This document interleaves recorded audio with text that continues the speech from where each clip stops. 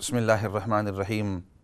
تو بریک سے پہلے میں عرض کر رہا تھا کہ سورۃ آیت الکرسی کی آخری جو سطر ہے کہ جس کے اندر اللہ رب العزت اپنی کرسی کا ذکر فرماتے ہیں اور اس کی حجم کا کہ کتنی بڑی چیز ہے، انسان اس کو سمجھ تو نہیں سکتا کہ ایگزیکٹلی کتنی بڑی چیز ہے، لیکن تھوڑا سا اندازہ تو کر سکتا ہے۔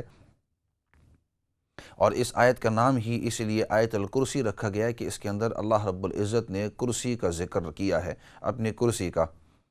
اور پھر اس کے ساتھ میں نے یہ بات بھی عرض کی تھی کہ اللہ رب العزت کی ایک کرسی بھی ہے اور ایک عرش ہے، کرسی سے بھی بڑا اللہ رب العزت کا عرش ہے۔ اور قرآن کریم کی مختلف جگہوں کے اندر اللہ رب العزت نے عرش کا تذکرہ کیا ہے، اور اس کی مثال اس طرح بیان کرتے ہوئے کہ فرمایا کہ یوں سمجھو، اور ایک جگہ اپنے عرش کا ذکر فرمایا کہ عرش کا اگر آپ اندازہ لگانا چاہتے ہیں کہ کتنا بڑا ہے، تو فرمایا یہ جتنی بھی آپ کی کائنات ہے، یہ جتنی بھی آپ کے آسمان ہیں، جتنی بھی زمین ہیں، جتنی بھی آپ کے اسپیس کے اندر فلکیات وغیرہ جتنے بھی ہیں، ان تمام کو اگر اس طرح سمجھو کہ یہ عرش کے مقابلے میں کتنے بڑے ہیں، تو پھر نبی کریم صلی اللہ علیہ وسلم نے فرمایا، ابو ذر رضی اللہ عنہ کی روایت ہے، ابو ذر رضی اللہ عنہ، ابو ذر الغفاری، ان کو آپ صلی اللہ علیہ وسلم سمجھا رہے تھے کہ یہ عرش کتنا بڑا ہے، تو فرمایا جیسے ایک صحرا ہوتا ہے، ڈیزرٹ صحرا، اور وہ صحرا میلوں میل بہت ہی بڑا ہے۔ یہ جو ڈیزرٹس ہوتے ہیں بعض اوقات یہ 100 کے 100 میل بڑے ہوتے ہیں، تو بہت بڑا ڈیزرٹ ہے، اور اس ڈیزرٹ کے اندر، اس بڑے صحرا کے اندر اگر آپ کی ایک چھوٹی سی انگوٹھی وہاں گر جاوے، تو فرمایا جس طرح یہ چھوٹی سی انگوٹھی اس پورے صحرا کے اندر آپ کو اتنی چھوٹی محسوس ہوتی ہے، اس کے مقابلے میں وہ کچھ نہیں ہے، چھوٹی ہے، کچھ بھی نہیں ہے۔ تو اسی طرح فرمایا یہ جو اللہ رب العزت کا عرش ہے، اس کو سمجھو کہ یہ اتنا بڑا صحرا ہے، اور آپ کے یہ جتنے بھی آسمان ہیں، یہ جتنے بھی آپ کی فلکیات، یہ جتنے بھی گیلیکسیاں ہیں، جتنے بھی آپ کو یونیورس آپ کو نظر آ رہا ہے، تو یہ تمام کے تمام یونیورس وہ اس طرح ہے جیسے ایک چھوٹی سی انگوٹھی ہے، اور یہ جو عرش ہے وہ ایک بڑا صحرا ہے۔ تو جیسے صحرا کے اندر ایک چھوٹی سی انگوٹھی ہے، تو یہ پورے کرسی اور باقی جتنے بھی آسمان اور زمین اور جتنے بھی یہ آپ کو یہ جتنے بھی اسپیس کے اندر نظر آتے ہیں، یہ تمام کے تمام ملا کر ایک چھوٹی سی انگوٹھی جیسے ہے اس بڑے صحرا کے مقابلے میں۔ اب اندازہ لگا لو کہ اللہ رب العزت کا عرش کتنا بڑا ہے، کتنا بڑا ہے۔ اور جب اتنی بڑی، اور پھر جب عرش اتنا بڑا، کرسی اتنی بڑی، تو پھر اللہ رب العزت کے ذات کتنے بڑی ذات ہوگی۔ تو اس سے یہ اندازہ لگانا ہے، یعنی ہماری سمجھ میں نہیں آ سکتا کہ اللہ رب العزت کتنے بڑے ہیں، اللہ کے عرش کتنا بڑا ہے، اللہ کی کرسی کتنی بڑی ہے، یہ جو فضا ہے باہر کی یہ کتنی بڑی ہے، لیکن اس کا اندازہ انسان صرف کر سکتا ہے نشانیوں کو دیکھ کر، باقی چیزوں کو سمجھ کر، کہ جب عرش اتنا بڑا ہے تو اللہ کی ذات بہت ہی بڑی ہوگی۔ اب اس اللہ کی ذات کو ہماری طرف کرنا ہے، جب وہ اتنا بڑا رب ہے، اتنی بڑی اس کی ذات ہے، اور اس کے پاس اتنا زیادہ علم ہے، اتنی بڑی اس کے پاس طاقت ہے، اتنی بڑی ذات ہے، اتنی باریک بینی سے ہر چیز کو چلا رہا ہے، تو جب ہم اس کے ساتھ دوستی کریں گے تو وہ ہمارا کس بہترین انداز کے اندر لک آفٹر کرے گا۔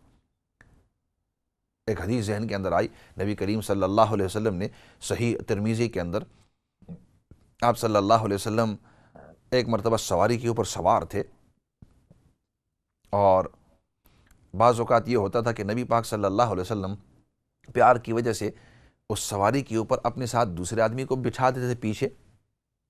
آج کل بھی بعض اوقات اس طرح ہوتا ہے کہ انسان جب سواری کے اوپر بیٹھتا ہے، چاہے گھوڑے کی سواری ہو، اونٹ کی سواری ہو، یا کوئی اور سواری اس طرح ہو، تو اس کے اوپر انسان آگے بیٹھتا ہے، پیچھے دوسرے کو بھی بٹھا دیتا ہے، بچے کو۔ تو نبی پاک صلی اللہ علیہ وسلم نے حضرت عبداللہ بن عباس رضی اللہ تعالیٰ عنہ، اس وقت عبداللہ بن عباس رضی اللہ تعالیٰ چھوٹی عمر کے تھے، تقریباً 13 سال کی عمر تھے، 13 سال ان کی عمر تھی، 13 ایئرز اولڈ، 12-13 سال کی عمر تھی، چھوٹے لڑکے تھے۔ تو آپ صلی اللہ علیہ وسلم نے ان کو سواری کے اندر پیچھے بٹھا دیا اور سواری کے اوپر آگے سوار تھے۔ کتنے خوش نصیب ہوں گے وہ صحابہ اکرام کہ آگے نبی ہیں، پیچھے ان کو بٹھا لیا ہے صحابی کو۔ بڑے خوش نصیب لوگ تھے وہ صحابہ اکرام۔ تو خیر آپ صلی اللہ علیہ وسلم سواری پر سوار تھے۔ تھوڑی دیر کے بعد فرمایا، ابن عباس رضی اللہ عنہ، عبداللہ ابن عباس، اور یہ نبی پاک صلی اللہ علیہ وسلم کے چچا زاد بھائی بھی تھے، ان کے جو حضرت ابن عباس کے جو والد تھے عباس، یہ نبی پاک صلی اللہ علیہ وسلم کے سگے چچا تھے، اور یہ چونکہ چچا کے بیٹے تھے، جیسے بعض لوگ کہتے ہیں دادے پوترے یا فرسٹ کزنز تھے آپس کے اندر، عمر کا بڑا فرق تھا۔ آپ صلی اللہ علیہ وسلم بڑی عمر کے تھے، اور اب ابن عباس رضی اللہ عنہ اس وقت اس واقعے کے موقع کے اوپر تقریباً 13 سال کے تھے، 12-13 سال کی عمر کی ان تھی، علماء نے کتابوں کے اندر لکھا ہے۔ تو خیر فرماتے ہیں کنت خلف النبی صلی اللہ علیہ وسلم، میں نبی پاک صلی اللہ علیہ وسلم کی پیچھے تھا سواری کے اندر۔ فقال یا غلام، انہوں نے کہا اے بچے، اے پیارے بچے۔ غلام یا غلام ایک پیار کا انداز ہے۔ فرمایا انی اعلمک کلمات، میں تمہیں کچھ کلمات سکھانے والا ہوں، کچھ بہت اہم چیزیں سکھانے والا ہوں، تم ان کلمات کو اچھی طرح سیکھ لینا۔ اور ابن عباس رضی اللہ عنہ فرماتے ہیں اس کے بعد نبی پاک صلی اللہ علیہ وسلم نے مجھے کچھ کلمات سکھائی، کچھ باتیں سکھائی، اور ایسی ایسی اہم باتیں سکھائی کہ پوری زندگی میں ان کو کبھی نہیں بھولوں گا۔ ایسا کرتے ہیں، کافی کالیں انتظار کر رہی ہیں، ان کالوں کے بعد پھر واپس آئیں گے کہ نبی پاک صلی اللہ علیہ وسلم نے ابن عباس رضی اللہ عنہ کو اس وقت کون سی بہت اہم نصیحت فرمائی، اور اتنے صرف اہم نصیحت نہیں فرمائی بلکہ ان کو فرمایا کہ انی اعلمک کلمات، میں تمہیں کچھ کلمات سکھانے والا ہوں، ان کلمات کو خوب یاد کرنا، خوب اچھی طرح یاد رکھنا۔ وہ کون سے کلمات تھے؟ ایسے کرتے ہیں کالوں کی طرف جاتے ہیں، اس کے بعد واپس آئیں گے تاکہ اس میں، ویسے نبی پاک صلی اللہ علیہ وسلم عام طور پر صحابہ اکرام کو ہر بات فرماتے تھے، اچھی باتوں کا حکم دیتے، بری باتوں سے روکتے تھے، لیکن خاص موقع کے اوپر فرماتے سن لینا، میں یہ جو بات آپ کو کہہ رہا ہوں یہ بہت اہم ہے، بہت ضروری ہے۔ اب وہ کون سی ضروری باتیں ہیں تھوڑی دیر کے بعد ان کی طرف آتے ہیں۔ کال کی طرف جاتے ہیں۔ السلام علیکم ورحمۃ اللہ وبرکاتہ۔ السلام علیکم ورحمۃ اللہ وبرکاتہ۔ وعلیکم السلام۔ آپ کا کیا حال ہے؟ ٹھیک ہے الحمدللہ، اللہ کا شکر ہے۔ الحمدللہ۔ میں نے یہ پوچھنا تھا مولانا صاحب کہ جب قیامت برپا ہوگی جی، تو اس وقت اللہ تعالیٰ کی کرسی آئے گی عرفات کے میدان میں یا ملک شام میں؟ ٹھیک ہے۔ تو دوسرے نمبر پہ آیت الکرسی روزانہ کتنی دفعہ پڑھنی چاہیے؟ 11 دفعہ، 21 دفعہ یا 41 دفعہ؟ یہ آخری بات آپ کی پوری سنائی نہیں دی۔ آیت الکرسی روزانہ کتنی دفعہ پڑھنی؟ روزانہ کتنی دفعہ؟ اچھا 11 دفعہ، 21 دفعہ یا 41 دفعہ؟ ٹھیک ہے، انشاءاللہ میرے لیے، میرے بہن بھائیوں کے لیے دعا فرما دیں۔ انشاءاللہ ضرور۔ آپ میرے کا ہسبینڈ کی کل کو برسی ہے پہلی، ان کے لیے دعا مغفرت فرما دیں۔ ضرور۔ آپ کہاں سے فون کر رہے ہیں؟ واٹ فورڈ سے۔ واٹ فورڈ سے، ٹھیک ہے انشاءاللہ۔ بس آپ سنتے رہیے اور انشاءاللہ میں کوشش کروں گا ضرور اس کے اوپر تھوڑی سی بات چیت کروں گا۔ اگلے کال کی طرف جاتے ہیں جی۔ السلام علیکم ورحمۃ اللہ وبرکاتہ۔ جی السلام علیکم۔ وعلیکم السلام ورحمۃ اللہ وبرکاتہ۔ ہاں جی، کیسے ہیں مفتی صاحب؟ ٹھیک ٹھاک ہیں؟ الحمدللہ، اللہ کا شکر ہے۔ جی میں نے 2 سوال پوچھنے تھے۔ پوچھو ضرور۔ جی ایک تو یہ ہے کہ تحیۃ الوضو کے جو نفل پڑھنے ہوتے ہیں جی، تو بعض اوقات کیا کہ وہ کسی چیز کے ساتھ مشروط ہیں کہ جیسے وضو کر کے ہم نکلے ہیں کسی سی بات نہ کریں یا کوئی کپڑے وغیرہ چینج کرنے ہوں تو اگر وہ تو کیا، یا ویسے ہی یعنی کچھ بھی، جیسے آپ بعض اوقات وضو کر کے نکلتے ہو، اچانک کسی کا فون آ جاتا ہے، آپ بات کرنے لگ جاتے ہو، کیا اس کے بعد بھی پڑھ لیں گے؟ یا آپ کو کپڑے چینج کرنے لگے تو کیا اس کے بعد بھی پھر تحیۃ الوضو کے نفل پڑھ سکتے ہیں یا پہلے ہی پڑھنے، یعنی بغیر کسی سے بات کیے یا مطلب کسی کو مشروط ہیں یا ویسے ہی پڑھ سکتے ہیں؟ ایک بات تو یہ ہے۔ ٹھیک ہے۔ اور دوسرا میں نے یہ پوچھنا تھا کہ اگر کوئی مرد اپنی بیوی کو 2 طلاقیں دے دیتا ہے تو کیا وہ جو نکاح کرنا ہوتا ہے تو وہ کسی ٹائم بھی کر سکتا ہے یا مطلب وہ جو 3 مہینے عدت کے بعد؟ اس کا پلیز جواب دے دیں۔ ٹھیک ہے انشاءاللہ، بہتر، انشاءاللہ کوشش کریں گے اس سوال کا جواب دیں گے۔ اگلی کال کی طرف جاتے ہیں. السلام علیکم ورحمۃ اللہ وبرکاتہ. السلام علیکم, آپ آن ایئر ہیں. السلام علیکم. وعلیکم السلام ورحمۃ اللہ کی رحمت کا سایہ ہو آپ پر اور تمام الخیر کے اہل خانہ پر, پورے ساری ٹیم پر. جزاک اللہ. So nice of you. No sir, میں صرف اتنا کہنا چاہتا تھا کہ جو آپ کا انداز بیاں, انداز گفتگو, اتنی حلیمی اور اتنے پیار سے سمجھانا, میرے خیال سے کم یورپ میں تو کوئی آپ کا ثانی نہیں ہے. اور دعا ہے کہ اللہ آپ کو اتنا علم دے اور ہمیں اتنی توفیق دے کہ ہم ہمیشہ ہی سنتے رہے اور کھو جائیں جس طرح کھوتے ہیں. سو نائس آف یو. آپ اتنے پازیٹیو ہیں.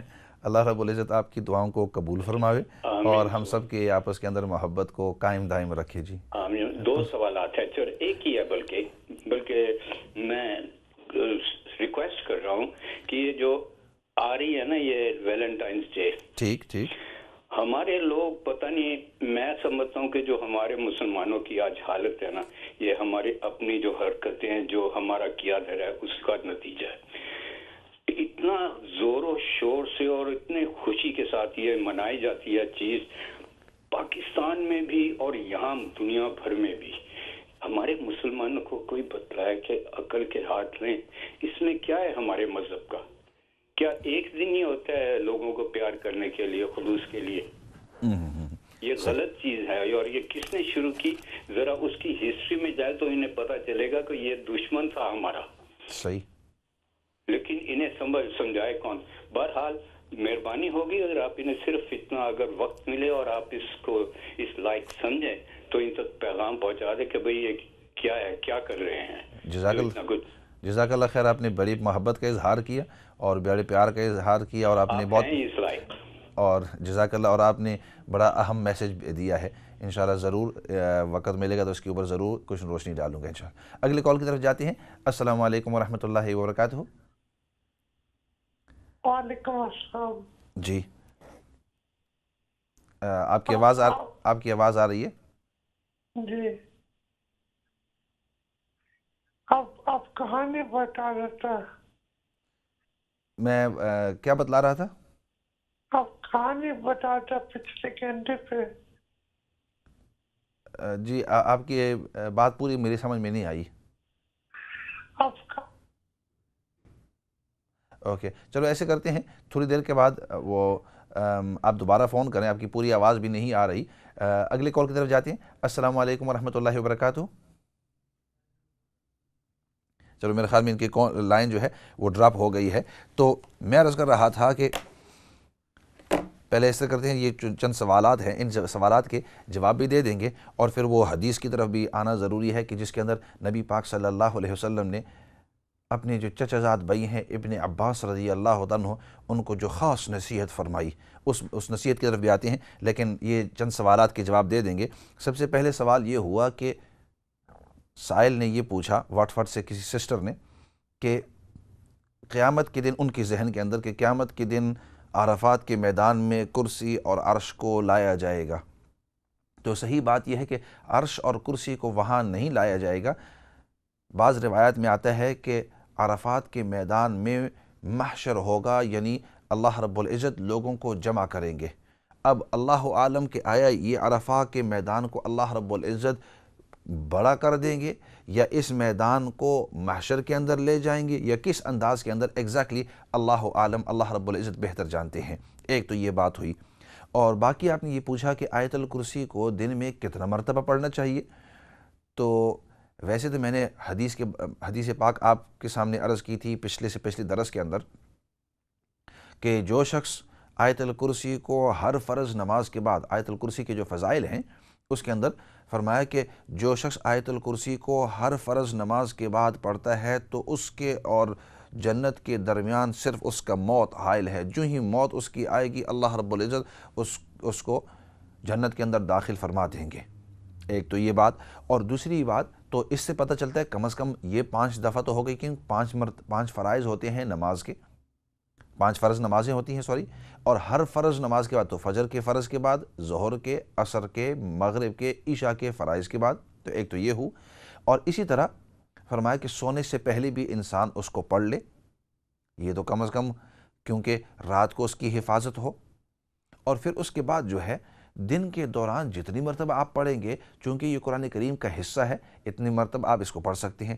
رہا یہ مسئلہ کہ بعض علماء آپ کو کسی خاص چیز کے لیے، کسی خاص دکھ کے لیے، دم کے لیے کہیں گے کہ آپ ایک ہی مرتبہ، یعنی اس کو 10 مرتبہ پڑھنا یا 7 مرتبہ پڑھنا یا 41 مرتبہ، تو یہ جو ہے یہ خاص احادیث کے اندر نہیں آیا ہے اس انداز کے اندر، البتہ وہ علماء کے تجربے سے آیا ہے کہ کسی عالم نے یا کسی بڑے دیندار شخصیت نے اس طرح کا تجربہ کیا کہ میں نے اس کو 10 مرتبہ یا 41 مرتبہ یا 7 مرتبہ پڑھا ہے تو اس کا یہ فائدہ ہوا ہے۔ تو ویسے تو یہ اللہ کا کلام ہے، اللہ کے کلام کے اندر ضرور فائدہ ہوتا ہے، ضرور اس سے ہمیں نفع پہنچتا ہے، تو ایبسلیوٹلی تو، لیکن وہ جو میں نے حدیث آپ کے سامنے جو پکی باتیں کی ہیں نبی پاک صلی اللہ علیہ وسلم کی احادیث مبارکہ سے، وہ جو ہر فرض نماز کے بعد بعد المکتوبہ، ہر فرض نماز کے بعد جو پڑھیں گے اللہ رب العزت ضرور اس کو جنت میں داخل فرماتے ہیں۔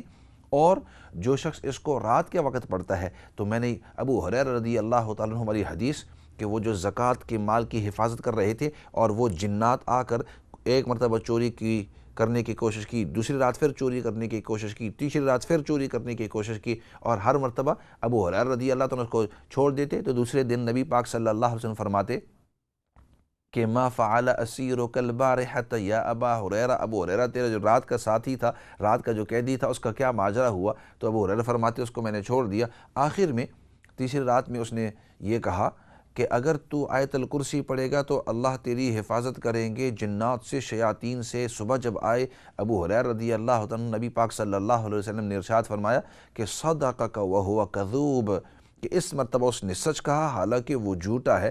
فرمایا اے ابو ہریرہ تجھے پتہ ہے کہ تو کس سے مخاطب تھا پچھلے 3 راتوں سے؟ فرمایا رسول اللہ نہیں پتہ۔ فرمایا کہ وہ جنات شیاطین تھا۔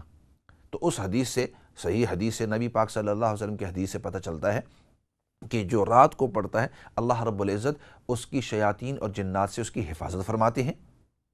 تو یہ تو آیت الکرسی کے فضائل ہوئے۔ اس کے بعد ایک سسٹر نے پوچھا، سوال یہ تھا کہ تحیۃ الوضو، تحیۃ الوضو جیسے باقی نوافل ہوتے ہیں اس طرح تحیۃ الوضو بھی 2 نفل ہوتے ہیں۔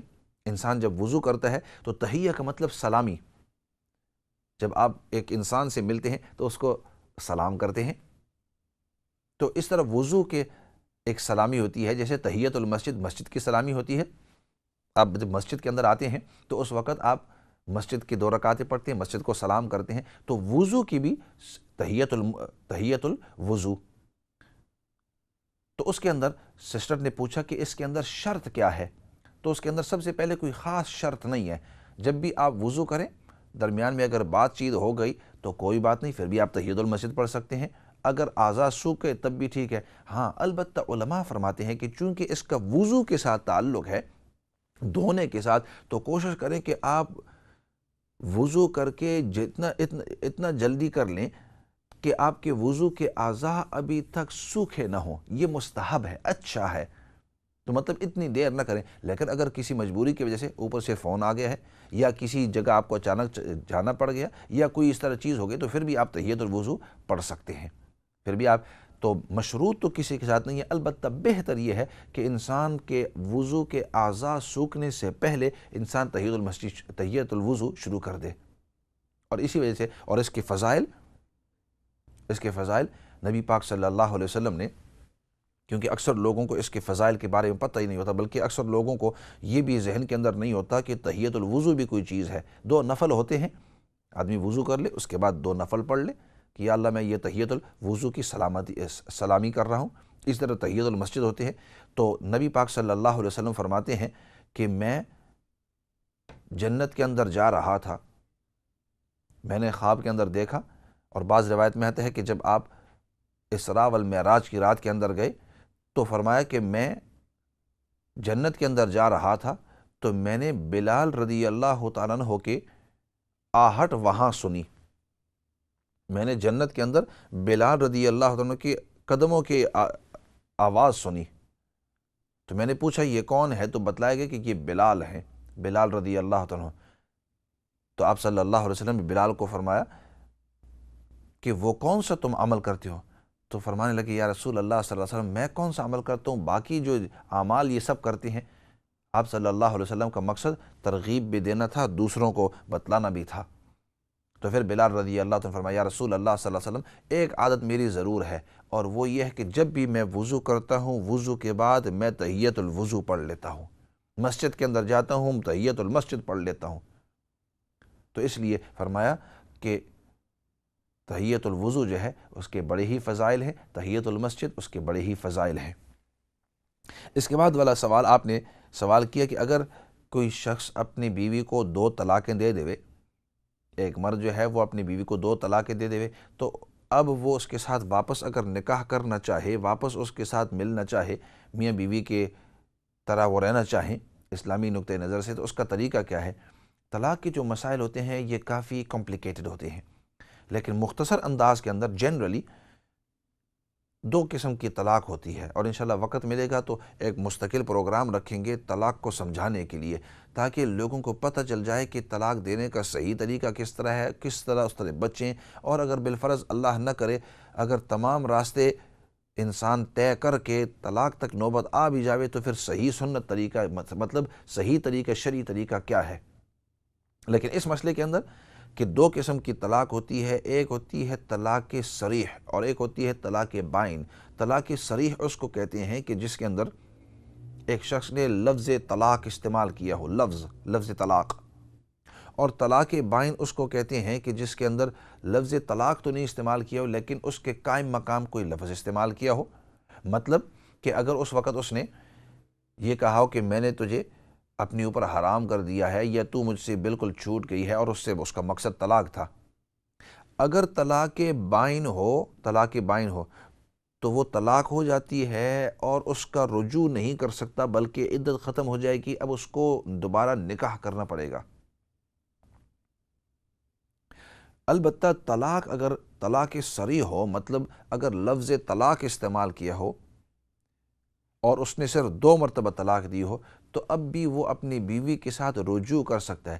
اگر ابھی تک عدت ختم نہیں ہوئی، 3 مہینے کے اندر اندر کا مدت ہے، عدت اس کو کہتی ہیں کولنگ آف پیریڈ، اگر ابھی تک وہ مدت باقی ہے، 1 مہینہ گزر گیا، یہ 2 مہینے گزر گئے، اصل تو 3 ماہواریاں ہیں لیکن راؤنڈنگ آف اور احتراماً کیونکہ ہر قسم کا آدمی، بچے، بعض اوقات فیملیاں بیٹھی ہوتی ہیں تو اس لیے 3 مہینے کہا جاتا ہے، تو وہ 3 مہینے کا جو کی مدت ہے، پیریڈ جو ہے، اس کے اندر اندر اگر وقت ہے تو اس کو اس وقت نکاح کرنے کی ضرورت نہیں ہے، بلکہ صرف 2 گواہوں کے سامنے وہ کہہ دے کہ میں نے تجھے اپنی بیوی بنا لیے، اور وہ آپس میں میاں بیوی ہو جائیں گے۔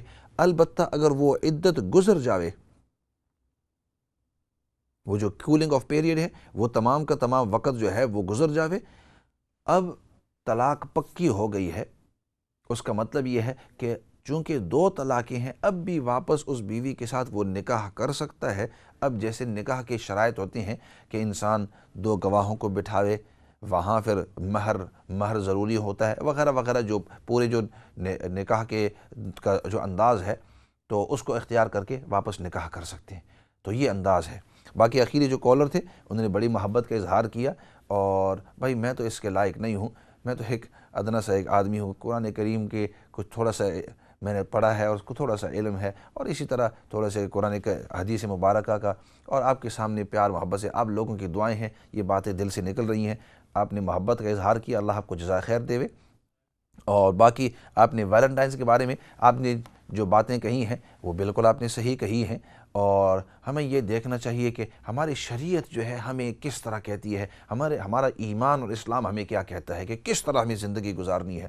ہمیں تو یہ کہا ہے کہ ہر وقت میاں بیوی آپس کے ساتھ پیار محبت کے ساتھ رہیں، ہمارا گھرانہ صرف ایک دن کے لیے نہیں بلکہ ہمیشہ پوری زندگی آپ پیار محبت الفت احترام عزت کے ساتھ رہیں، اور اسی طرح والدین کے ساتھ بھی ایک دن، ایک مدرس ڈے، ایک فادرس ڈے نہیں بلکہ پوری زندگی آپ والدین کی عزت احترام، ان کے ساتھ محبت، ان کے ساتھ پیار، یہ ہر وقت رہے، اور ہر وقت آپ کا مدرس ڈے ہو، ہر وقت اور ایوری ڈے آپ کا فادرس ڈے ہو، ایوری ڈے آپ کا یہ پیار محبت کا انداز ہو۔ تو یہ ہمیں شریعت نے ہمیں حکم دیا ہے، یہ نہیں کہ پورے سال جیسے مرضی کرتے رہو، ایک دن کو منتخب کرو، اس طرح کی بات نہیں ہے۔ ایسے کرتے ہیں، بریک کی طرف جاتے ہیں، اور بریک کے بعد پھر واپس آئیں گے اس حدیث کی طرف، ابن عباس رضی اللہ عنہ کی جو حدیث میں نے عرض کی تھی، اس حدیث کی طرف واپس آئیں گے۔